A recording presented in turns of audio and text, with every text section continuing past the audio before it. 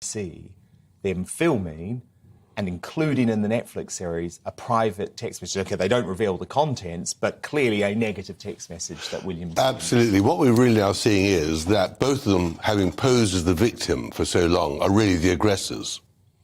And what I really thought at the end of it as well was this, which I think is a very, very pertinent point.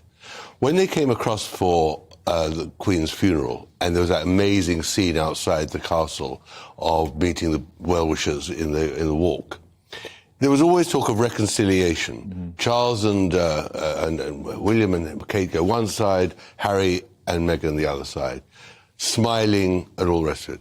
But at that time, William didn't know that Harry and Meghan had already recorded their poison for Netflix. It was already edited. All the stuff that we heard today about Charles lying, about William screaming and shouting, was in the can, was being edited. And they duplicitly did not reveal what they were going to do. Now, Harry's got form on that, because he did exactly the same at Prince Philip's funeral when he recorded that whole thing about how his father was responsible for his mental breakdown. And he stood in the St. George's Chapel, knowing that he'd done his family down in the Apple broadcast, the armchair broadcast, and didn't reveal it. So he's as duplicitous as Meghan, but it's worse, because she's an actress. She's got no stake in this country.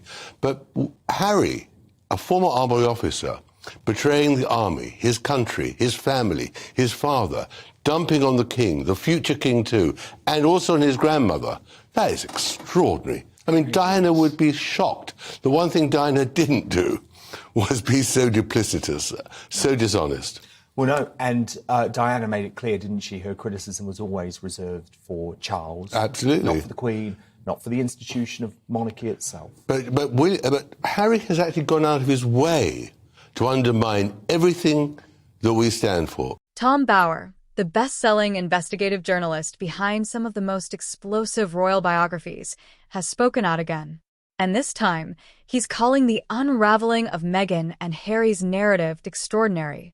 The couple once captured global sympathy. But now, they're facing growing backlash, mounting inconsistencies, and what Bower calls a complete collapse of public trust.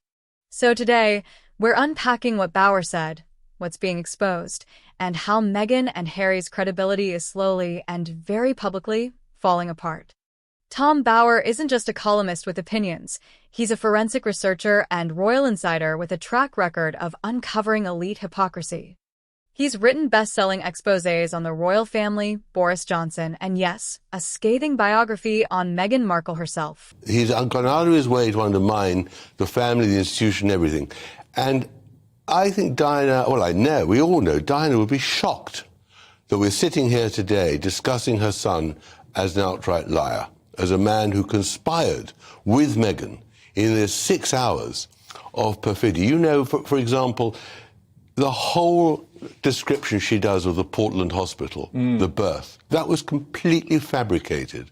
We all know the first interview was given to CBS. We all know that she never intended to go to the Portland hospital. She intended to have the baby at home. We know that they deceived the public about the birth data and time of the whole event. So, and also, you know, even it goes down to the lawyer.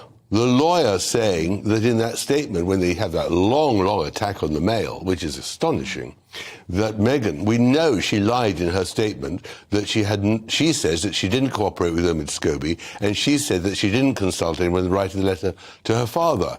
That was in a sworn written statement.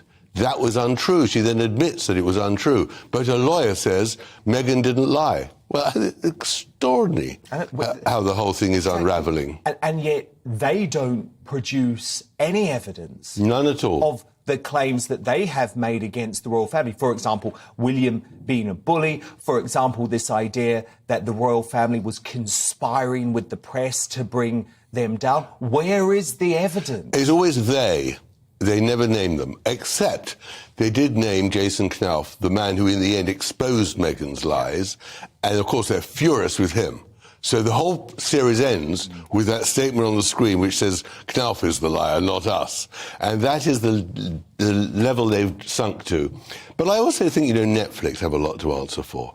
If an established broadcaster in Britain or America produced that sort of a succession, 6 hours of lies, they would be absolutely hounded out. No balance. Not in no balance, no truth, whatsoever. no criteria. I mean, what is the criteria? It is just propaganda. You know, Joseph Goebbels, Hitler's propagandist, would look with real awe at what the Sussexes Netflix have achieved. Because what they've done quite cleverly, right, especially for an international audience, because I know this is landing well, shockingly, outside of the UK. What they've done very cleverly is they use their friends, their lawyer, academics who have always backed their side of the argument to seem to give a balanced picture. It's as if you are watching a balanced documentary, but in fact, all of those people are stooges. They are plants for Harry and Meghan. I mean, this friend, Lucy Fraser, I think her name is, she's some sort of PR. She's stating as categorical fact, right,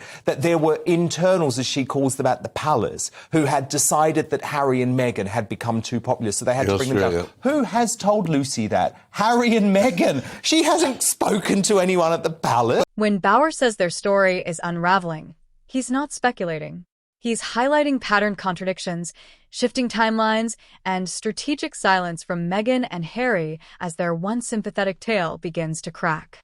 The paparazzi chase in New York, billed as near catastrophic by their rep, yet NYPD, taxi drivers, and on-site eyewitnesses told a very different story.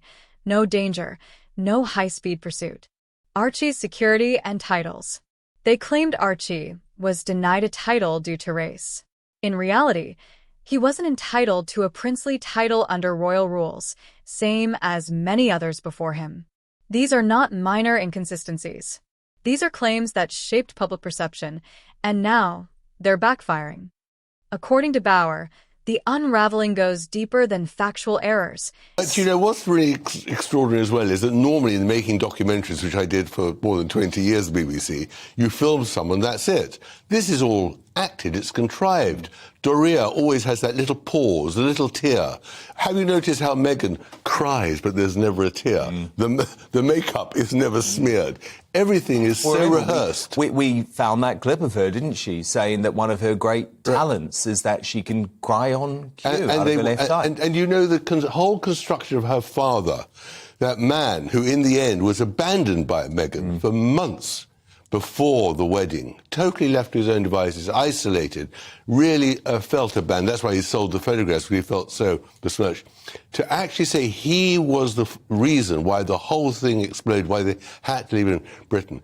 And then, of course, Harry saying, of course, Meghan's got no father. And now he doesn't have a father. They really are. It's despicable. And I know you've obviously done this, as have I. You know, you go and you speak to the Markles, you get to understand them. But actually, you can look at Meghan's own public statements. I mean, she stood up at the United Nations. That was her most famous appearance before meeting Harry. And she praised Thomas Markle. She said he was a great father who instilled the values in her that allowed her to challenge that soap company, which she talks about all the time. She credited that to... Well, of course it was. But the point is, she credited her father. And now she's sort of trying to say, oh, yeah, he was a good dad, but I actually felt really lonely as a kid. But I think what is also so terrible is that Harry never went to see the father. Oh. And why not? Because Meghan was ashamed of him. Because Meghan was already constructing a whole new narrative to exclude the father. And in that, the father, Thomas Markle, blames Doria. Yeah. And Doria plays a really sinister role in this whole story. Because remember, for 10 years in Meghan's life, from the age of 5 to 18, more than 10 years, she disappeared. But we never hear about it. He believes Meghan and Harry used the narrative of escape from oppression as a brand strategy. One that gained them interviews, Netflix deals, and multi-million-dollar visibility. But as that sympathy runs dry, people are starting to question, was this ever really about healing, or was it about positioning? Tom Bauer calls it calculated, and watching the media tide turn, he might be right. We never hear. And she says at one stage, I went to every one of Meghan's plays at school. Of course she didn't. She was never there. No, and also, Thomas Markle paid for the university fees. And the school fees, and the car, and the home, and the blackout, he paid for everything, the petrol, everything. So, Tom, look, can we look ahead? Because, of course, this isn't the end. You know, it's only a couple of weeks until we're likely to get the first leak of Spare, the Harry autobiography. Now, I hear lots of people, I disagree with them, but I hear lots of people saying, oh, what more damage can he do? But I think you think this book could be even worse. Well, I think what they've had to do is they've had to stage and restrict what's in Netflix so they've got something new to sell the book, because there's £20 million at least. Well, I think there's definitely got to be something about Camilla. She's escaped so far. I think there's we know they don't like her. We know we don't like her, and there's the whole race thing there. I think there's more about King Charles, the relationship with his father, the relationship between father and mother. I think there's a lot more about the whole institutions of British government. And I think something of the Queen as well. I mean, what he said about the Queen today was shocking, that she sat there at the Sandringham Summit not saying anything. But what was terrible, he said about the Queen, and he'd done about the Queen, is that he knew that he dumped on his grandmother when he was burying her in Windsor. And that is the level of their duplicity. That is unforgivable of Harry to have done that. I think it's completely unforgivable. And actually, he's trying to undo the late Queen's life work. Public opinion polls in the UK and even the US are showing a sharp decline in support for the Sussexes. Spotify dropped Meghan's podcast after one season, and Netflix is reportedly cooling on further Sussex projects. Archewell Foundation activity has slowed dramatically. As more and more of their truths unravel, so does the public trust, and without that, the Sussex brand is cracking at its foundation.